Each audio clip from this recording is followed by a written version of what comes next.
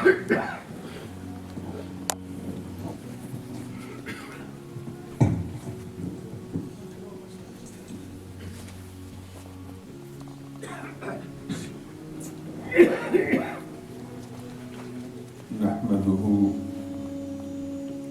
ونصلي ونسلم على رسوله الكريم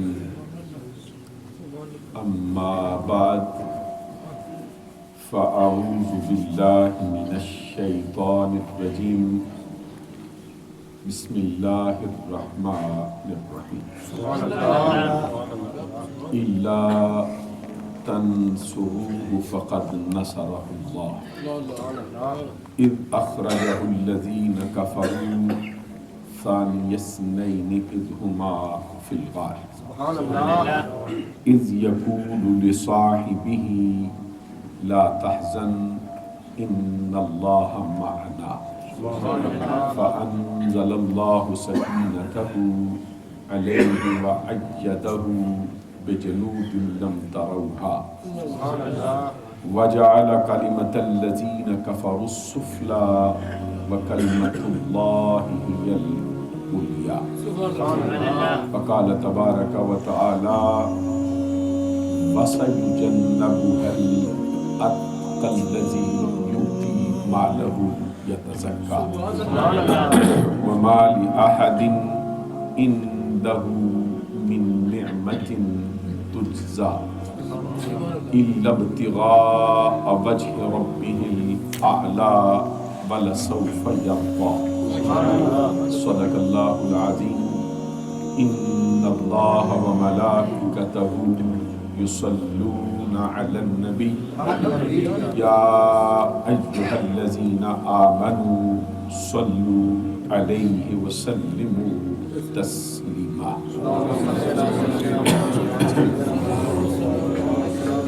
الصلاة والسلام عليك يا رسول الله وعلى آلك وأصحابك يا حبيب الله الله رب محمد صلى عليه وسلم نحن عباد محمد صلى عليه وسلم صلاة وسلاما عليك يا رسول الله معزز و محترم مشائخ و علماء اسلام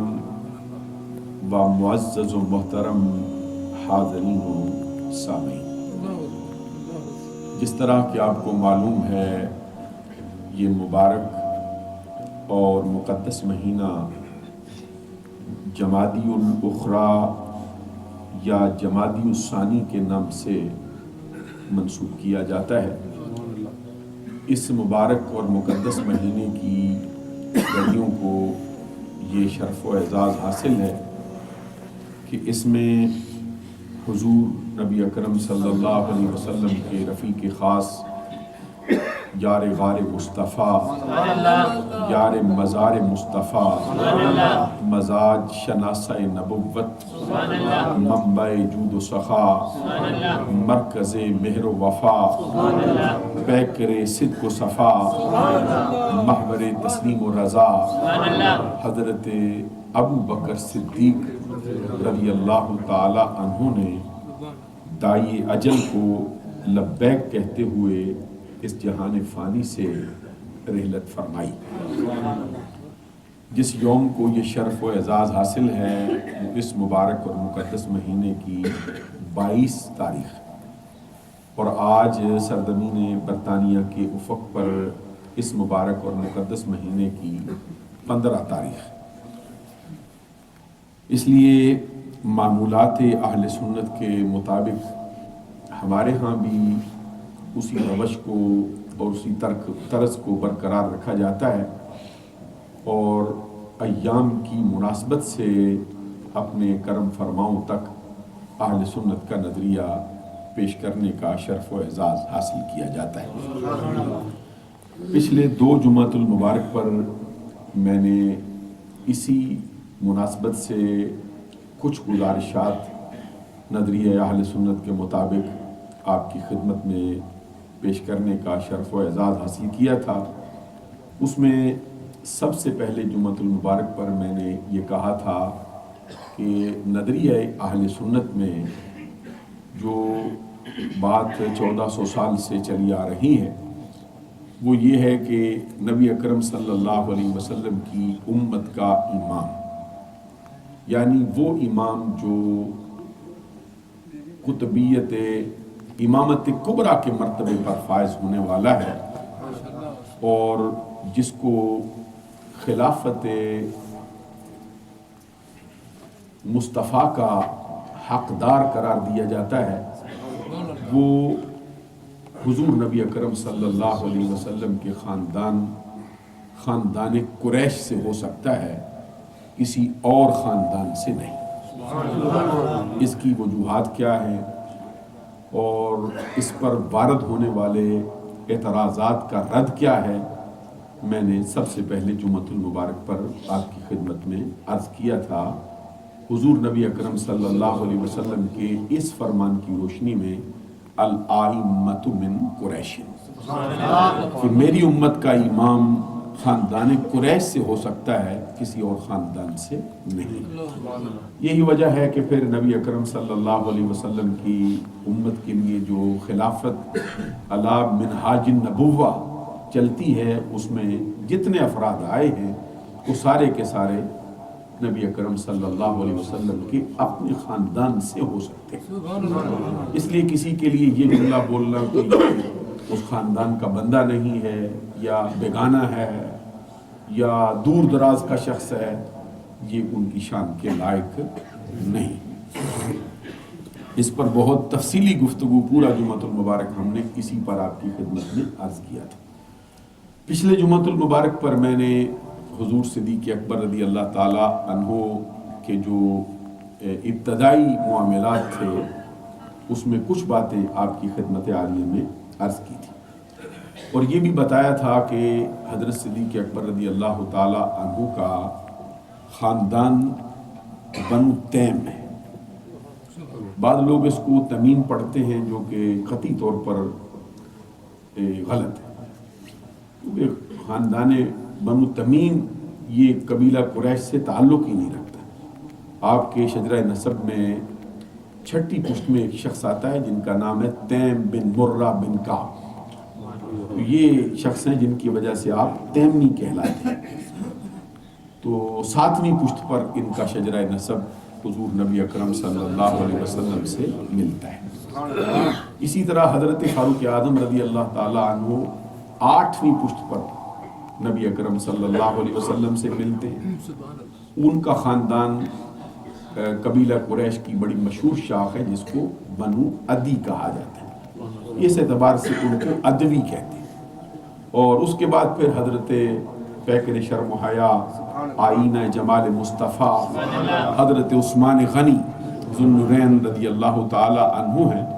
ان کا جو شجرہ نسب ہے وہ 5ویں پشت میں حضور نبی اکرم صلی اللہ علیہ وسلم سے ملتا ہے، اور وہ خاندان بنو امیہ سے۔ یہ خاندان بنو امیہ، اس کے اندر جہاں بعض افراد جو راہ راست سے ہٹے ہوئے وہ بھی آئے، جس کی وجہ سے وہ قیامت تک کے لیے اہل سنت اور اہل اسلام اور اہل حق کی جو گفتگو ہے ان پر وہ ہمیشہ اسی طرح پڑھتی جس کے وہ لائق، جس طرح بدبخت یزید ہے، جس طرح مروان ہے، اس طرح کے اور افراد بھی ہیں۔ لیکن اسی خاندان میں بڑے بڑے اونچے مرتبے کے افراد بھی آئے، جس طرح کہ حضرت عثمان غنی رضی اللہ تعالی عنہ، جن کو بعض اوصاف ایسے بھی ملے ہیں کہ پوری امت نہیں پوری کائنات میں اس کا کوئی حقدار نہیں۔ 5ویں پشت میں نبی اکرم صلی اللہ علیہ وسلم سے ملتے ہیں، اور یہ بنو امیہ سے خاندان بنو ہاشم کے بعد سب سے اونچے فضیلت کا حامل جو خاندان ہے، جس کو عرب کے اندر سب سے اونچی نگاہ سے دیکھا جاتا ہے، وہ عثمان غنی کا خاندان۔ اس کے بعد پھر حضور مولا علی شیر خدا رضی اللہ تعالی عنہ بعض لوگ جہاں حضرت علی شیر خدا رضی اللہ تعالیٰ عنہ کی محبت میں بہت آگے ہیں، وہاں پر کچھ لوگ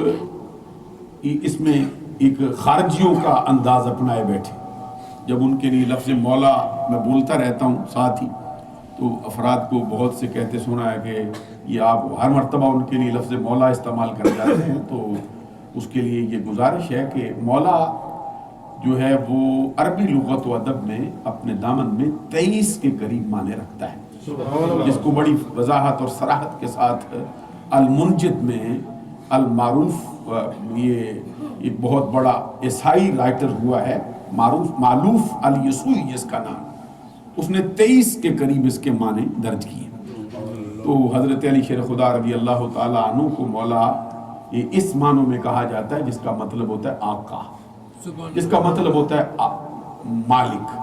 جس کا مطلب ہوتا ہے محبوب، جس کا مطلب ہوتا ہے مرکز محبت. تو جتنے معنی ان کے شان کے لائق ہو سکتے ہیں وہ اہل سنت کے ہاں ان کے لیے جائز ہے.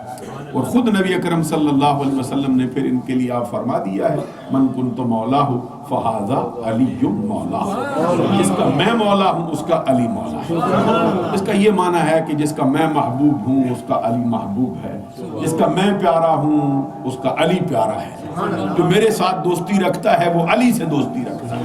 تو جتنے معنی پھر حضرت علی شیر خدا رضی اللہ تعالیٰ عنہ کے لیے جائز ہیں وہ بولے جاتے ہیں. تو خاندان قریش میں حضرت علی کو یہ مرتبہ حاصل ہے کہ خاندان قریش کی اسی شاخ سے ان کا تعلق ہے جو نبی اکرم صلی اللہ علیہ وسلم کے خاندان کی اپنی شاخ، اور وہ بنو ہاشم ہے. یہ نبی اکرم صلی اللہ علیہ وسلم کے دادا جان اور حضرت علی شیر خدا رضی اللہ تعالیٰ عنہ کے دادا جان یہ ایک ہے، جن کا اسم گرامی حضرت عبد المطلب. گھبرانا نہیں چاہیے، آپ کو معلوم ہے، آپ ساتھ تھوڑا سا دیں گے تو پتہ چلے گا معلوم. عبد المطلب، یہ عبد المطلب آپ کا جو ہے یہ خود آپ نے اپنا نام رکھا ہے آپ، وگرنہ حضرت عبد المطلب کا اسم گرامی یہ نہیں، ان کا اسم گرامی ہے شیبہ. چونکہ وہ پیدا ہوتے ہی ان کے سر کے بال میں تھوڑی سی یہ چوٹی سفید تھی، تو جس کو شیبہ بوڑھے کو بولتے ہیں عربی زبان کے اندر. تو چونکہ پیدائش کے وقت ہی ان کے یہ بال جو تھے یہ، تو اس کی مناسبت سے پھر ان کا نام شیبہ رکھا گیا. ان کے چچا جان ہیں جن کا نام ہے مطلب. بعض لوگ نبی اکرم صلی اللہ علیہ وسلم کو بھی مطلبی کہتے ہیں، تو یہ نبی اکرم صلی اللہ علیہ وسلم مطلبی خاندان کے بندے نہیں. توجہ ہے نا، یہ مطلبی خاندان جو ہے یہ ہاشم کا خاندان نہیں. یہ حضرت عبد المطلب کے چچا جان ہیں جن کا نام ہے مطلب، یہ حضرت ہاشم کے بھائی. تو چونکہ حضرت ہاشم کا انتقال ہو گیا تھا اور حضرت عبد المطلب جو شیبہ تھے اس وقت، یہ ابھی اس وقت سن شعور میں نہیں پہنچے تھے جب ان کے والد کا انتقال ہو گیا. تو والد کے فوت ہونے کے بعد پھر یہ اپنے ننیال میں چلے گئے تھے تاکہ ان کی نشو و نما ہو سکے. تو ان کے چچا مطلب ان کو لینے گئے تھے، اور ان کا ننیال بھی اللہ کے کرم سے مدینۃ المنورہ ہے. اور فرمائیے اتفاق ایسا ہے، حضرت عبد المطلب کا ننیال بھی مدینہ شریف ہے، حضرت عبداللہ کا ننیال بھی مدینہ شریف ہے، اور ہمارے آقا محمد عربی کا ننیال بھی مدینہ سے. اس طرح کا ان کا تعلق ہے، ان کو مرتبہ ملا ہے. تو وہ لینے گئے تھے حضرت مطلب جن کا نام تھا. تو حضرت ہاشم انہوں نے شیبہ نے آنے سے انکار کیا اور کہا کہ آپ کثیر العیال ہیں، آپ کی اولاد بڑی ہے، اس لیے میں نہیں جاتا ہوں، تو آپ پہ بہت اخراجات ہوتے ہیں، تو آپ کے بچے ہیں، آپ مجھے کیسے سنبھالیں گے؟ تو انہوں نے فرمایا نہیں، میں تجھے لے جاتا ہوں اور سارے بچے پیچھے رہیں گے، تو آگے رہیں گے. اور پھر سب سے بڑھ کر جس سے محبت کرتے تھے وہ اسی اپنے بھتیجے سے کیا. اپنے بیٹوں کو وہ پیچھے رکھتے، سب سے پہلے کھانا بھی ان کو پیش کرتے، اور ان کی مسند پہ کوئی بیٹھ نہیں سکتا تھا لیکن یہ اپنے بھتیجے کو بٹھایا کرتے تھے، یہ میرا. تو پھر حضرت اتنا انہوں نے ان سے پیار کیا جس کے نتیجے میں پھر عبد المطلب نے پھر اپنا نام رکھ لیا. انہوں نے کہا کہ میرے چچا نے مجھ سے اتنا پیار کیا ہے، اب میں اس کو اپنا بیٹا اپنا باپ اس طرح نہیں سمجھتا ہوں، میں اپنے آپ کو عبد المطلب کہتا ہوں. عبد المطلب کا مطلب یہ ہے مطلب کا غلام. سبحان اللہ. اب اسی نام سے پہچانے جاتے ہیں. تو یہ حضرت ہاشم کے 4 بھائی تھے، ان میں سے یہ ایک یہ مطلب تھے، اسی وجہ سے پھر جو ہے وہ عبد المطلب کہلوائے. تو ان مطلب کی نسل سے حضرت امام شافعی، اسی لیے امام شافعی نے جن خاندانوں پر انہوں نے زکوٰۃ حرام قرار دی ہے وہ صرف عبد المطلب کی نسل کے نہیں، انہوں نے مطلبیوں کو بھی شامل کیا ہے۔ تو یہ نظریہ احناف میں تو 5 خاندان ہیں، لیکن ان کے خاندان میں بہت زیادہ افراد ہیں، تو کہتے ہیں یہ سارے ہی نبی اکرم صلی اللہ علیہ وسلم کا قبیلہ ہے، اس لیے ان پہ کسی ایک پر بھی زکوٰۃ جو ہے وہ جائز نہیں۔ بہرحال یہ ایک لمبی تفصیل تھی جو میں عرض کر رہا تھا۔ تو عبد المطلب نبی اکرم صلی اللہ علیہ وسلم کے دادا جان ہیں، تو حضرت علی المرتضیٰ شیر خدا رضی اللہ تعالیٰ عنہ کے دادا بھی وہی ہیں۔ اسی طرح پھر یہ سلسلہ جو ہے آگے جتنے افراد آئے ہیں جب تک خلافت قائم رہی ہے وہ سارے کے سارے قریشیوں سے ہٹ کر کوئی نہیں ہو سکتا۔ تو اب یہ حضرت صدیق اکبر رضی اللہ تعالیٰ عنہ چونکہ آج ہماری گفتگو انہی پر ہے، صدیق اکبر رضی اللہ تعالیٰ عنہ کا یہ مرتبہ بھی میں نے بیان کیا تھا کہ 4 خاندان، ان کی 4 پشتیں اس خاندان کی صحابیت کے مرتبے پر فائز ہوئی۔ یہ بہت بڑا شرف ہے جو میری معلومات کے مطابق تمام صحابہ کرام میں سے کسی اور کا حصہ نہیں۔ خود بھی صحابی، والد بھی صحابی، ماں بھی صحابی، بیٹے بھی صحابی، پوتے بھی صحابی، یہ مرتبہ حاصل ہوا ہے حضرت صدیق اکبر رضی اللہ تعالیٰ عنہ۔ پھر اس کے بعد ان کا جو مرتبہ ہے وہ یہ ہے کہ اللہ تبارک و تعالیٰ نے ان کو جو ہے وہ نبی اکرم صلی اللہ علیہ وسلم کی صحابیت کا مرتبہ عطا کیا ہے، اور صحابیت کے مرتبے میں یہ تمام صحابہ سے جدا ہے۔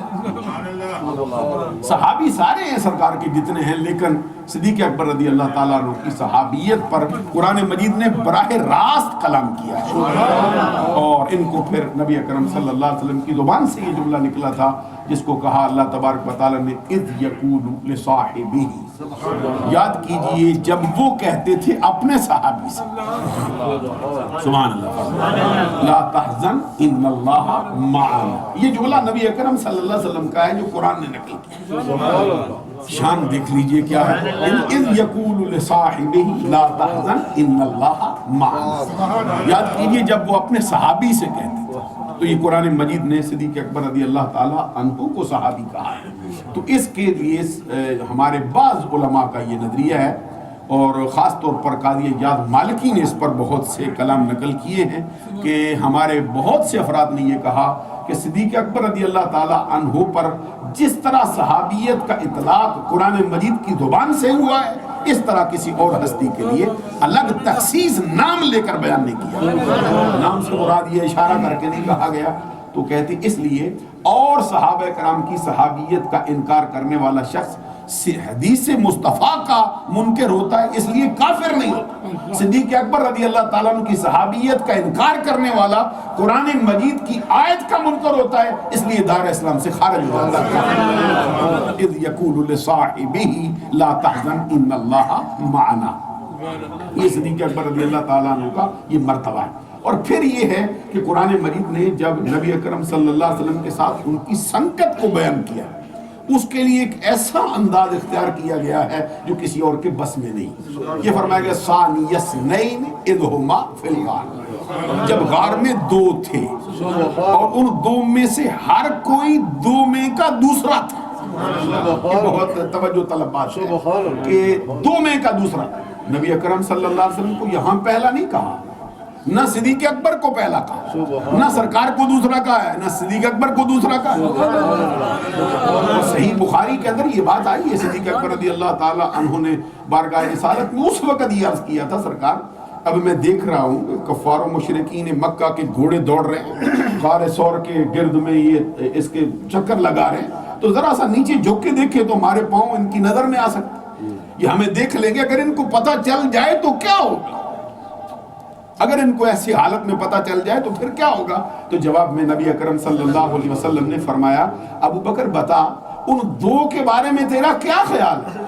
اللہ ثالثہما، جن کا تیسرا رب ذوالجلال، دیکھیے نا ادھر فرمایا 2 میں کا دوسرا، حضور نبی اکرم صلی اللہ علیہ وسلم نے فرمایا ان 2 کے بارے میں تیرا کیا خیال ہے جن کا تیسرا کوئی بندہ نہیں، خود رب ذوالجلال، اللہ ثالثہما، ان کا تیسرا اللہ تبارک و تعالی۔ تو یہاں پہ صدیق اکبر رضی اللہ تعالیٰ عنہ کا نام لے کر بیان نہیں کیا، نہ صدیق اکبر کو پہلا کہا، نہ سرکار کو پہلا کہا، نہ صدیق اکبر کو دوسرا کہا، نہ سرکار کو دوسرا کہا، بلکہ کہا ثانی اثنین اذ ہما فی الغار، جب غار میں 2 تھے اور ان 2 میں سے ہر کوئی 2 میں کا دوسرا تھا۔ یعنی اگر صدیق اکبر کے رخ سے دیکھو تو دوسرے مصطفیٰ ہیں، اگر مصطفیٰ کے رخ سے دیکھو تو صدیق اکبر دوسرے، یعنی ان کو الگ کر کے بیان کرنا بھی گوارا نہیں پڑنا ہے۔ حضور نبی اکرم صلی اللہ علیہ وسلم کے اس رشتے کو رب ذوالجلال نے جو بیان کیا، اس لیے صدیق اکبر رضی اللہ تعالیٰ عنہ کو جو سنگت سرکار کے ساتھ ملی ہے وہ کسی اور شخص کا مرتبہ اور اس کی فضیلت نہیں۔ پھر صدیق اکبر رضی اللہ تعالیٰ عنہ کا یہ مرتبہ ہے کہ ان کے القاب عتیق اور صدیق، سبحان اللہ فرمائے۔ بعض نے کہا بھئی یہ ان کا لقب نہیں، ان کا نام ہے عتیق، لیکن حضرت عائشہ صدیقہ رضی اللہ تعالیٰ عنہ فرماتی ہیں کہ یہ میرے باپ ابو بکر صدیق کا لقب نہیں، میرے باپ ابو بکر کا نام نہیں ہے بلکہ ان کا لقب ہے، کیونکہ ایک مرتبہ بارگاہ رسالت میں تشریف لائے تھے تو نبی اکرم صلی اللہ علیہ وسلم نے فرمایا یا ابا بکر انت عتیق اللہ من النار، ابو بکر کو اللہ کی طرف سے ہمیشہ کے لیے دوزخ کی آگ سے آزاد کر دیا گیا۔ اللہ دعا سے سبحان اللہ، ابو بکر کو دوزخ کی آگ سے آزاد کر دیا گیا۔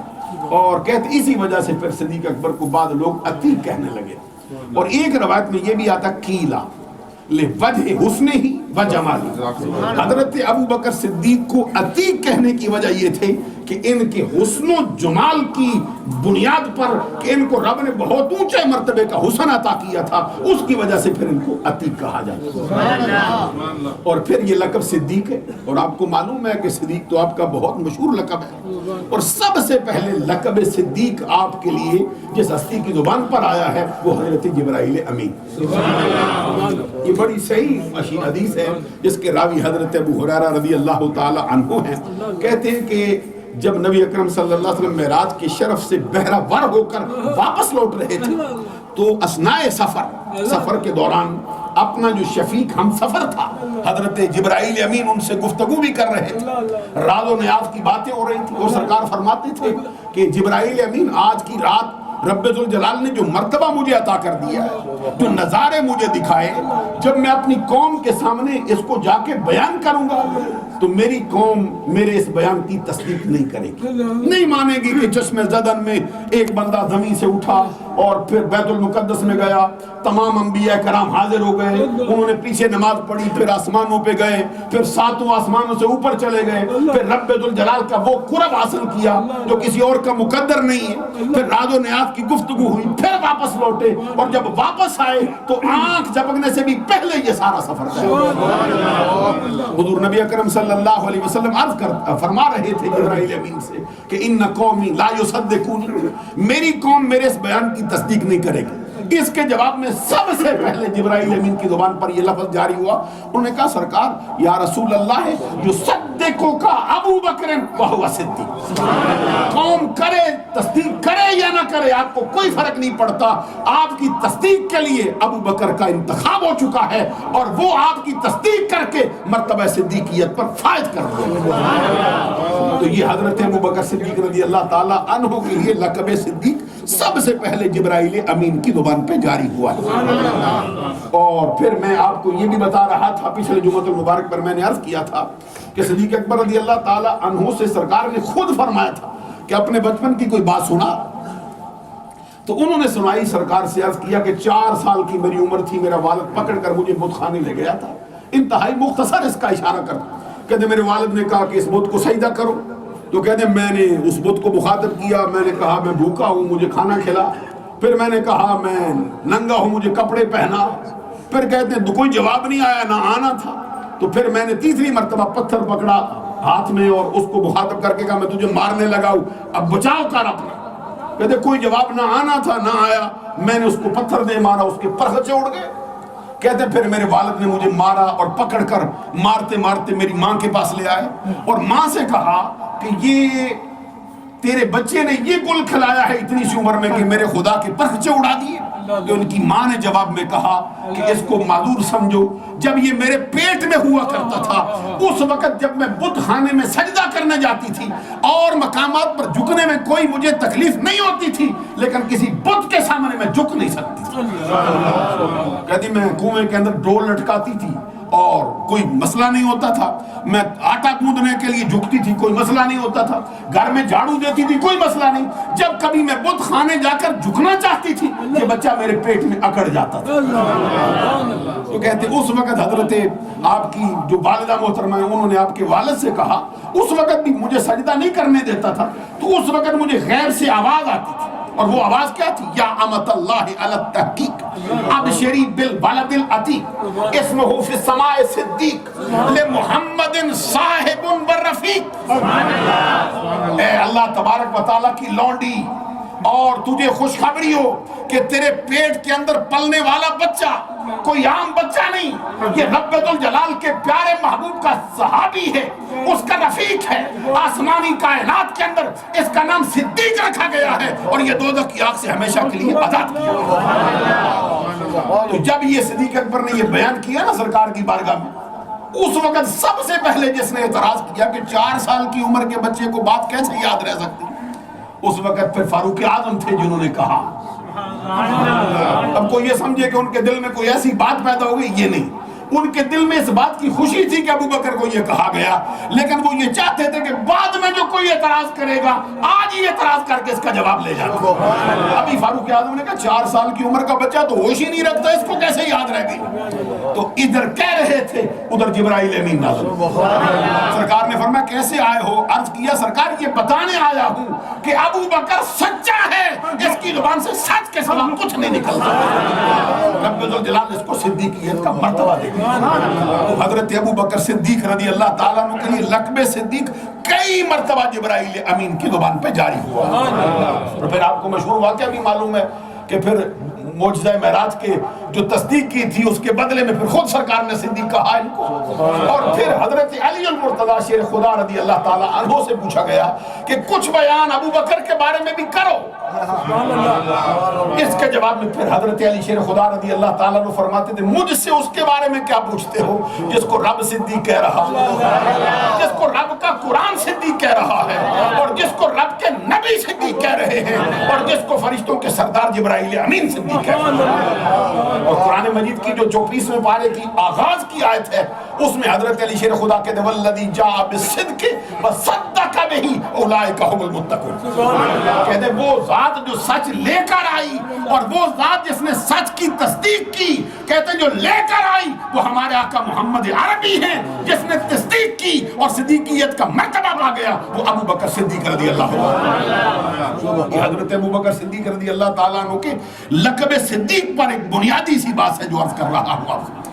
اور پھر حضرت ابو بکر صدیق کا جو کنیت ہے ابو بکر، ابو بکر یہ کنیت آپ کو زمانہ جاہلیت میں مل چکی، سبحان اللہ کرے۔ اور آپ کو معلوم ہے زمانہ جاہلیت میں شراب پانی سے بھی زیادہ سستی دستیاب ہوتی اور پانی سے بھی زیادہ فراوانی کے ساتھ استعمال ہوتی رہتی، لیکن حضرت ابو بکر صدیق وہ ہستی ہیں جن کو رب ذوالجلال نے 37 برس زمانہ جاہلیت میں بسر کیے، لیکن رب نے ہر برائی سے پاک رکھا ہے۔ اور ابو بکر اس کو کہا جاتا ہے جس کا ظاہر بھی پاک ہو، جس کا باطن بھی پاک ہو، جس کا تن بھی پاک ہو، جس کا من بھی پاک ہو۔ اسی لیے حضرت ابو بکر کو جاہلیت کے دور میں ابو بکر کہا جاتا ہے۔ حضور نبی اکرم صلی اللہ علیہ وسلم پر سب سے پہلے ایمان لانے والوں میں 4 ہستیوں کے بارے میں یا 3 ہستیوں کے بارے میں امت محمدیہ کے اندر باس پائی جاتی ہے۔ یہ میں آپ کا ذہن اختیار کر رہا ہوں کہ ابو بکر کا مرتبہ آپ سمجھے پھر کیا ہے۔ سبحان اللہ۔ حضرت ابو بکر صدیق یہ پہلے اسلام لائے، ایک نظریہ۔ حضرت علی المرتضیٰ شیر خدا پہلے اسلام لائے، ایک نظریہ ہے۔ حضرت زید بن حارثہ رضی اللہ تعالیٰ عنہ اسلام لائے، یہ ایک نظریہ۔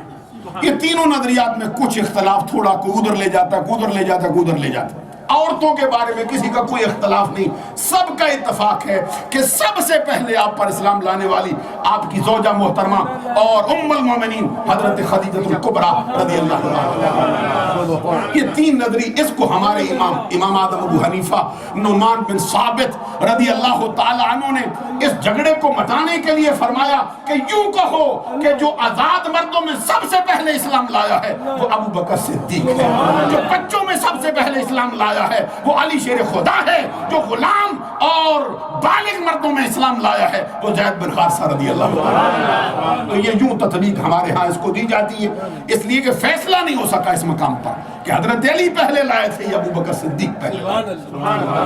ہاں یہ بات ضرور کہی گئی ہے کہ حضور نبی اکرم صلی اللہ علیہ وسلم نے خود فرمایا کہ میں نے ہر کسی پر اسلام پیش کیا،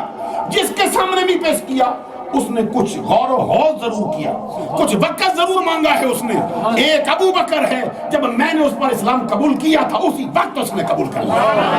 اور خود حضرت علی شیر خدا رضی اللہ تعالیٰ عنہ کا اپنا بیان جو ان کی بہادری کے بارے میں ہے، جو ان کی غیرت کے بارے میں ہے، وہ بھی آپ بھی ملاحظہ فرمائیں۔ حضرت علی شیر خدا اپنے زمان خلافت میں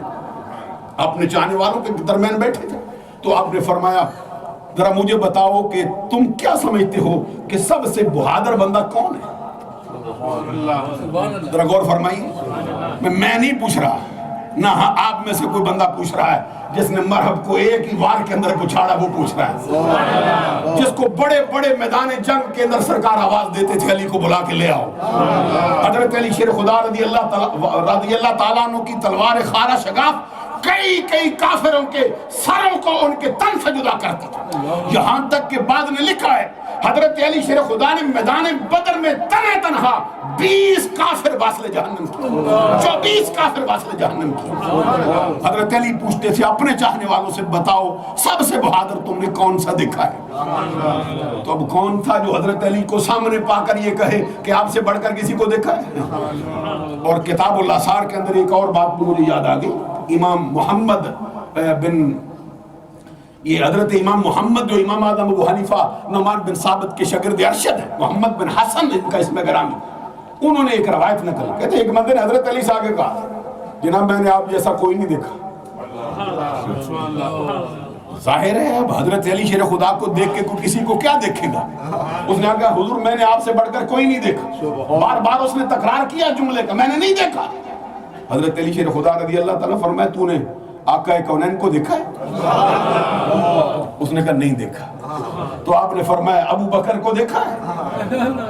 اس نے کہا نہیں۔ آپ نے فرمایا فاروق اعظم کو دیکھا ہے؟ اس نے کہا نہیں۔ تو آپ نے فرمایا اگر تم یہ کہتا کہ سرکار کو دیکھنے کے بعد آپ کو دیکھا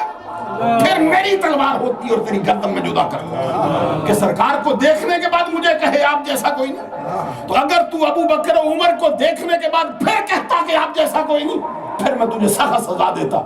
کیونکہ نبی صلی اللہ علیہ وسلم کے بعد کسی کی توہین ہو تو قتل نہیں ہم کرتے، سزائے دیتے، یعنی ان کے نظریے میں یہ بات تھی۔ اور میں جو بات عرض کر حضرت علی شیر خدا پوچھ بتاؤ بہادر کون ہے؟ سب نے کہا جناب آپ ہیں، جناب آپ ہیں، جناب آپ۔ حضرت علی المرتضی شیر خدا رضی اللہ تعالیٰ نے اس موقع پہ فرمایا 3 مقام پر ایک بندہ دیکھا، میں تو ہمیشہ اپنے جوڑ اپنے مقابل کے میدان بدلے میں اترا ہوں، میدان میں اس کے مقابل میں آیا ہوں جو میرا جوڑ تھا بندہ میں بھی آ جاتا۔ فرمایا میں نے 3 مقام پر ایک ہی شخص کو دیکھا ہے جو ایک بندے کے مقابلے نہیں سینکڑوں بندے کے مقابلے میں اتر جاتا تھا۔ وہ کون ہے؟ ابو بکر صدیق ہے، جس سے بڑھتا بلند آواز سے سبحان اللہ۔ اب ہم یہاں کہیں گے کہ جو علی شیر خدا کے چاہنے والے ہیں ان کو علی کی بات سے اتفاق نہ ہو، ان کو علی کی بات سے اتفاق نہ ہو تو انہوں نے علی کو پھر کیا مانا ہے؟ حضرت علی شیر خدا رضی اللہ تعالیٰ نے پہلی بات بتائی، فرماتے ایک وہ موقع تھا کہ نبی اکرم صلی اللہ علیہ وسلم پر جب ابو بکر اسلام لائے تھے، ایمان لانے کے بعد سرکار پھر اندر نمازیں پڑھتے تھے۔ ایک دن ابو بکر صدیق مچل گئے تھے سرکار پر اور مچلے آقا کونین صلی اللہ علیہ وسلم کی ذات اقدس پر اور کہتے سرکار کھلے بندوں نمازیں کیوں نہ ادا ہو۔ اور حضرت علی شیر خدا فرماتے وہ منظر بھی مجھ کو یاد ہے کہ جب نبی اکرم صلی اللہ علیہ وسلم بیت اللہ شریف میں کھڑے تھے اور آقا کونین صلی اللہ علیہ وسلم نے اعلان نبوت کیا تھا اور اللہ تبارک و تعالیٰ کی توحید کی تبلیغ کر رہے تھے اور کافروں کے بتوں کو برا بلا کہہ رہے تھے۔ اس دوران جب سرکار نے یہ اعلان بلند کیا چاروں طرف سے کافر ٹوٹ پڑے تھے آقا کونین صلی اللہ علیہ وسلم کو مارنے کے لیے۔ سرکار پر طرح طرح کے حملے ہو رہے تھے، کہتے ہم بھی موجود تھے اور بھی موجود تھے،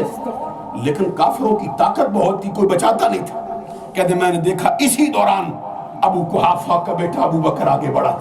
اور دونوں ہاتھ سے دھکے دیتا ہوا بندوق پیچھے ہٹاتا ہوا، پیچھے ہٹ جاؤ، اس بندے کو اس لیے مارتے ہو کہ یہ کہتا ہے کہ اللہ میرا رب ہے۔ کہتے اس وقت میں نے دیکھا تھا کہ سارے لوگ سرکار کو چھوڑ کر ابو بکر پہ ٹوٹ پڑے تھے اور ابو بکر کو مار مار کر پھر لہولہان کر دیا تھا۔ کہتے ایسے وقت میں جب کوئی آگے بڑھنے کی ہمت نہیں کرتا تھا اس وقت بھی ابو بکر بڑا تھا۔ اور کہتے وہ وقت بھی مجھ کو یاد ہے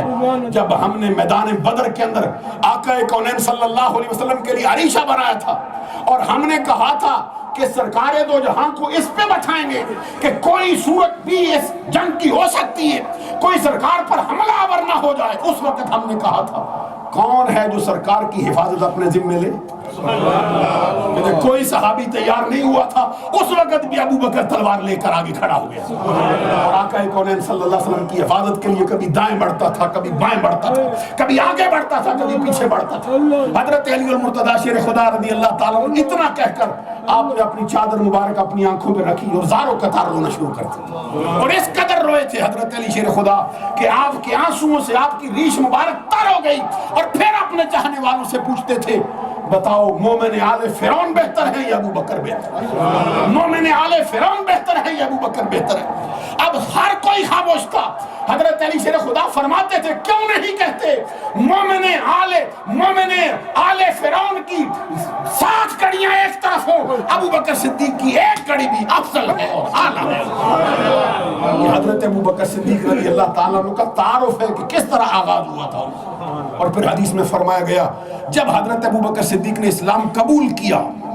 ان ابا بکر یوم اسلم وله 40,000 دینار ما انفقها علی رسول اللہ صلی اللہ علیہ وسلم۔ جس دن ابو بکر نے اسلام قبول کیا اس دن اس کی جیب میں 40,000 دینار کی رقم تھی۔ اسلام قبول کرتے ہی مصطفیٰ کے قدموں میں ڈالے، عرض کیا آقا یہ مال بھی ابو بکر کا ہے اور ابو بکر بھی آپ کا ہے، جیسے چاہو سلوک کرو، جیسے چاہو۔ حضرت ابو بکر صدیق رضی اللہ تعالیٰ عنہ کا ابتدائی تعارف میں نے پیش کیا ہے۔ انشاءاللہ العزیز اگلے جمعۃ المبارک پر پھر ان کی خدمات آپ کی خدمت عالیہ میں عرض کریں گے اور آقا کونین کی بارگاہ سے جو ان کو انعام ملا ہے وہ عرض کریں گے۔ اللہ تبارک و تعالی ہمارا حامی و ناصر ہو۔ وآخر دعوایا ان الحمدللہ رب العالمین۔